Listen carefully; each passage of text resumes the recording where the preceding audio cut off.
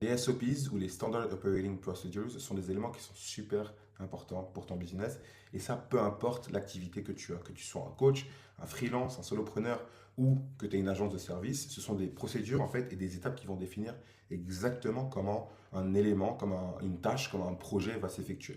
Je vais t'en montrer 5 qui sont indispensables, peu importe ton activité, comme j'ai dit, et tu vas pouvoir savoir aussi comment les utiliser et pourquoi justement pour moi je pense que c'est des éléments qui sont indispensables.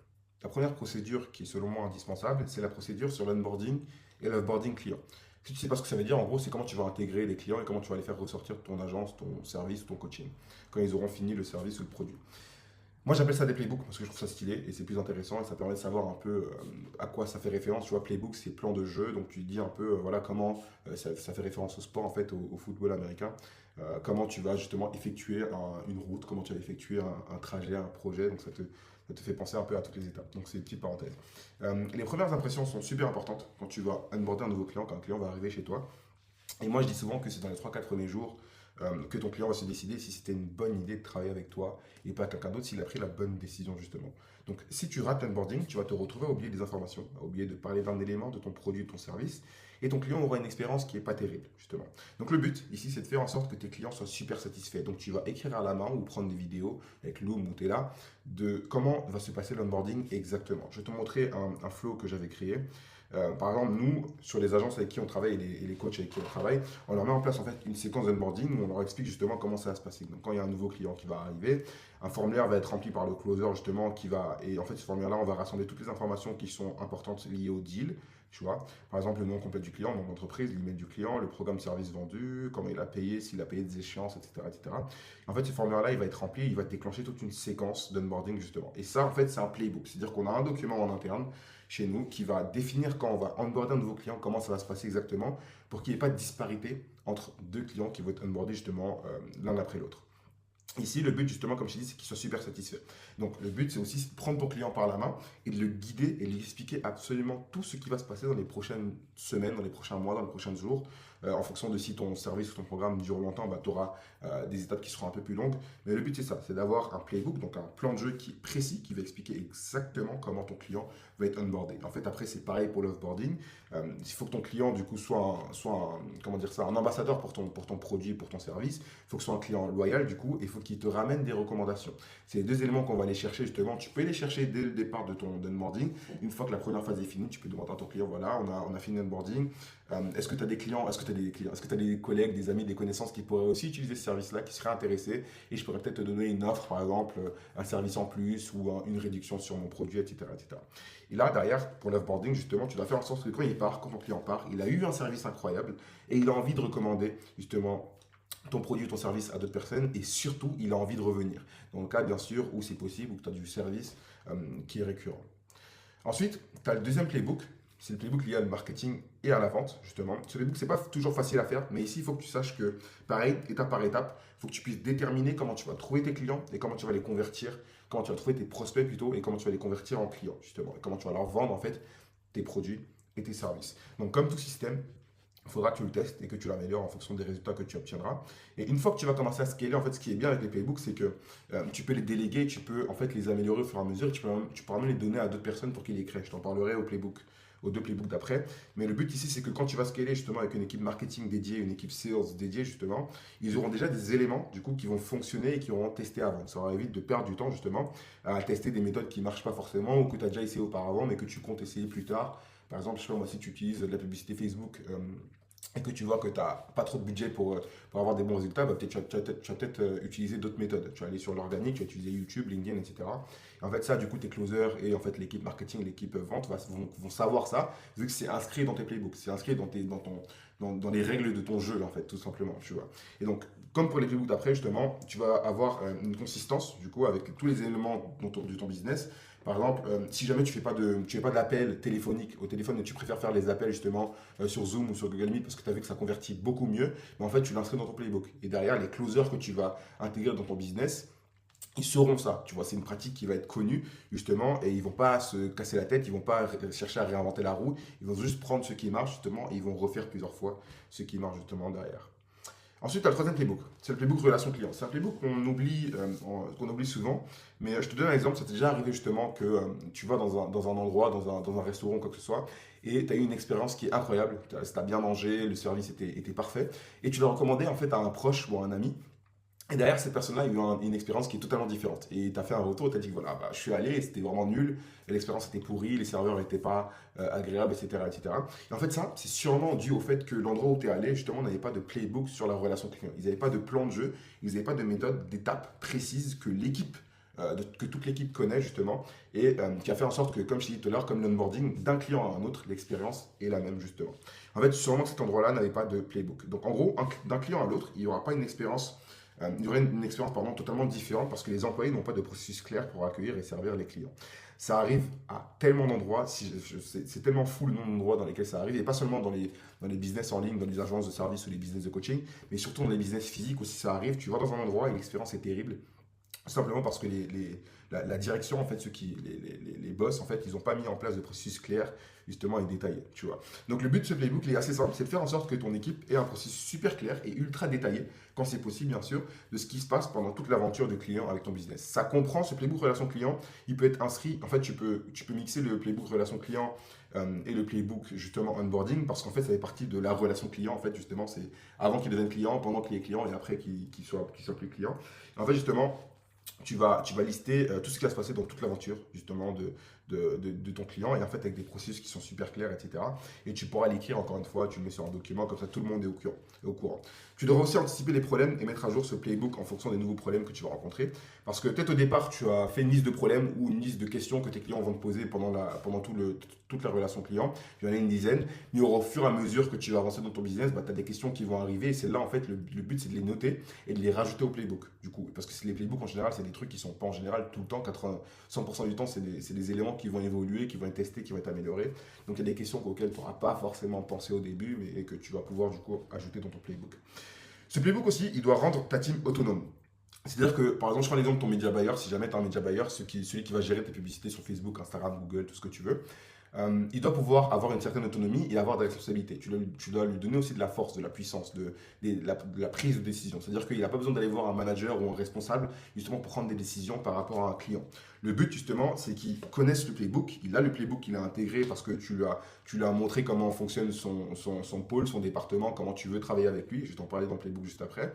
Et en gros, il sait ce qu'il a le droit de faire, justement, il sait ce qu'il n'a pas le droit de faire, et derrière, il est assez autonome pour accompagner ton client, justement, sans passer par toi. Ça fait qu'encore une fois, tu te retires de l'opérationnel, ton média buyer, il est responsabilisé, il sait ce qu'il a à faire, il te fait des feedbacks, mais derrière, il peut prendre des décisions par lui-même, justement.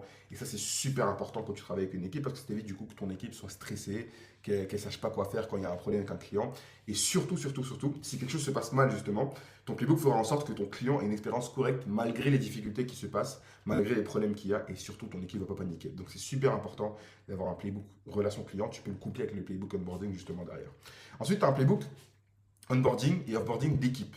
Et ça, en fait, ce playbook-là, même si tu es un freelance, même si tu es un solopreneur, peu importe ton activité, en fait, tu vas forcément travailler à un moment donné avec des freelances, des prestataires, avec des employés, avec un comptable, etc. ou avec des assistants si tu en as une. Et en fait, le but ici, c'est très simple, c'est d'établir en fait les attentes et les missions. Parce que ça m'est déjà arrivé, j'ai déjà entendu des proches ou des personnes avec qui je travaille qui m'ont dit qu'ils ont recruté des gens. Et en fait, le travail n'était pas bien fait, le travail n'était pas fait à temps, etc. Et je leur demande, est-ce que vous avez un playbook pour ça? Est-ce que tu lui as établi justement les règles, ce que tu attends de lui, les missions, les objectifs? Et la personne m'a répondu non. Je lui ai dit, bah voilà ton problème. Établis avec lui les règles, les objectifs, comme tu le ferais avec un client justement. Et derrière, tu vas voir que la relation avec le membre de ton équipe sera beaucoup mieux, tu vois, il y aura une meilleure expérience, tout ça parce que tu as établi dès le départ les attentes et les objectifs, tout le monde sait ce qu'il doit faire, tout le monde sait c'est quoi ses responsabilités, tout le monde connaît les règles justement. Par rapport à avant, je te parlais justement du fait que ton média buyer, bah, il connaît, il a le playbook il a les playbooks qui sont liés justement à son activité dans ton business, et derrière, il connaît les règles. En fait, il sait ce qu'il a le droit de faire, il sait ce qu'il n'a pas le droit de faire, tu vois. Par exemple, quelqu'un qui va gérer la relation client, par exemple, je sais pas, tu sais que, je sais pas si t'es closer, en général, c'est les finances qui font ça. Quand il y a un remboursement à être fait, par exemple, la personne sait que dans tel ou tel cas, il y a un remboursement qui est possible, ou dans tel ou tel cas, il y a un remboursement qui n'est pas possible. Ça évite justement que toutes les 2, 3 semaines, tu as un membre de ton équipe qui vient te dire, voilà, est-ce que ce remboursement, je peux le faire, est-ce que je peux pas faire ce remboursement? Non, il le sait déjà parce que c'est inscrit dans un playbook justement, directement, tu vois. Et donc pour l'onboarding, le boarding de ton équipe, c'est la même chose. La raison justement que les gens n'ont pas de bonnes relations avec les freelances, etc. au départ, c'est parce que les attentes ne sont pas définies dans la plupart des cas. Donc la phase d'onboarding d'un membre de ton équipe est aussi faite pour lui partager ta vision et tes objectifs. Il faut qu'il sache justement où tu veux aller, pourquoi tu as lancé ton business, quelles sont les attentes, les services que tu proposes, enfin la base, tu vois. Il faut vraiment aller en détail avec lui. C'est comme un client que tu vas onboarder. En fait, il faut qu'il connaisse absolument tout de ton business. Je parle de la partie membre d'équipe justement. Si tu ne fais pas ce minimum-là, tu vas te retrouver avec un membre d'équipe justement qui est frustré parce qu'il n'a pas compris en fait ce que tu attends de lui. Et derrière, le travail ne sera pas aligné justement avec ce que toi tu veux faire. Et derrière, ça va être une mauvaise relation. Tu vas te retrouver à churn beaucoup de membres d'équipe. En gros, à laisser partir beaucoup de membres d'équipe. Et derrière, tu vas te retrouver à avoir une membre d'équipe qui n'est pas très stable justement. Ensuite, tu as le cinquième playbook. C'est le playbook qu'on oublie tous en tant qu'entrepreneur en général. Enfin, je pense pour ceux qui ne sont pas trop finance, qui ne sont pas trop chiffres, parce qu'on se dit, voilà, on veut avoir la vision, on veut aller loin, donc on avance, et on oublie cet élément-là. C'est le playbook des finances. En fait, le but d'un business, c'est de générer du profit. Ok, et à la fin du mois, tu dois avoir fait du chiffre d'affaires et idéalement du profit. Il y a une faute de frappe ici, mais c'est pas grave. Et idéalement du profit. Donc, il te faut un moyen et des méthodes pour comprendre comment l'argent rentre et sort de ton business, justement. Et donc, tu dois avoir un playbook pour chacune de ces étapes-là. C'est pas exhaustif, c'est-à-dire qu'il y a plein d'autres trucs, mais comment faire les factures, comment collecter les paiements, quel type de paiements sont acceptés? Est-ce que tu prends des paiements par Stripe, par PayPal? Est-ce que tu acceptes que les virements au-dessus d'un certain montant parce que tu as peur du risque? Est-ce qu'il y a un budget qui est défini pour le marketing? Est-ce que tu acceptes de dépenser de l'argent justement en publicité?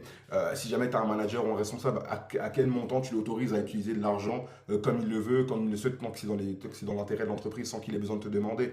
Il y a plein d'éléments comme ça que tu peux écrire justement dans ton playbook finance pour justement t'assurer que les membres de ton équipe sachent comment justement ça fonctionne. Et toi aussi, tu sais comment par exemple, je sais pas moi, comment payer les membres de ton équipe, comment gérer la comptabilité, qui va gérer la comptabilité justement, comment s'occuper des taxes et des déclarations. On est en France, moi je suis en France, donc l'URSSAF, etc. Il faut gérer, faire le bilan à la fin de l'année, etc. Donc il y a plein d'éléments comme ça que tu peux intégrer dans ton playbook finance.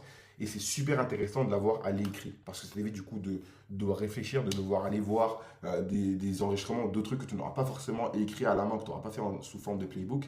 Et ça fait en sorte justement que tu saches exactement ce qui se passe. Et les membres de ton équipe que tu vas intégrer plus tard, les comptables, les financiers que tu vas intégrer plus tard dans ton agence, ton business, ils sauront exactement comment ça va se passer. Donc c'est super important. Et c'est un des éléments les plus négligés au départ quand on n'a pas de playbook pour ça. Donc c'est un truc qu'il faut vraiment que tu fasses attention et que tu regardes justement comment mettre en place playbook finance. Et commence petit à petit. Fais en sorte d'avoir des documents qui sont très clairs, qui sont très simples, qui sont lisibles par tout le monde, que tout le monde pourrait comprendre, même s'il n'est pas dans ce business, dans ce pôle-là de ton business. Et tu verras que ça va vraiment te faciliter la vie. Et derrière, ça se fait automatiquement. Tu vois, ça va vraiment se faire automatiquement et au fur et à mesure du temps. Un bonus, playbook, gestion de projet. Soit aussi tu peux le faire, c'est un truc pareil, on se dit que c'est acquis, donc on le fait automatiquement, on n'a pas forcément de playbook dessus. Mais c'est super important, peu importe l'outil que tu vas utiliser justement pour gérer les tâches et les projets, d'avoir un playbook pour ça. Que ce soit sur Excel, que tu gères un truc sur Excel ou sur un document Notion, que tu utilises que tu utilises Airtable, que tu utilises ClickUp, que tu utilises Asana, il faut que tu aies un playbook pour justement comprendre comment utiliser ça, pour que chacun des membres de ton équipe qui va arriver justement sache comment créer une tâche, comment gérer un projet, comment assigner un projet, comment ajouter des détails, qu'est-ce qu'il faut mettre dans un projet, qu'est-ce qu'il faut mettre dans une tâche pour que la tâche soit valide, etc. etc.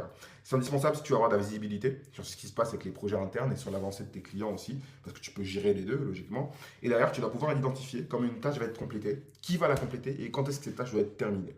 Okay. Je ferai une vidéo plus tard sur, par exemple, un des outils que j'utilise. Moi, j'utilise Airtable, si tu connais, pour faire la gestion des projets, la gestion des clients. Je mets absolument tout dessus. C'est assez intéressant, je peux avoir des interfaces et tout. Je te ferai une vidéo de toute façon pour t'expliquer comment ça fonctionne.